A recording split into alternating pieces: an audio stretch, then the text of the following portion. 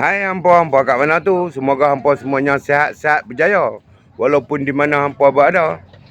Mak Ali berada di pasar pagi, sahabat-sahabat dong. Pasar pagi Batu Empat pula. Sedikit view untuk hampa.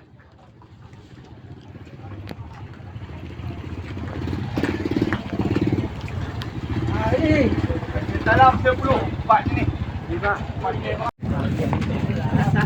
Buah orange. Sahabat-sahabat, macam-macam buah ada sahabat-sahabat. Buah kiwi ada. Tapi bila hampa melihat video ini, hampa jangan lupa memanfaatkan butang-butang kat sebelah kanan hampa.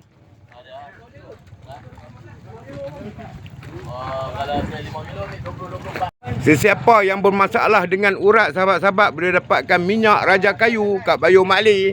Okey, jumpa lagi next video. Bye-bye. Assalamualaikum.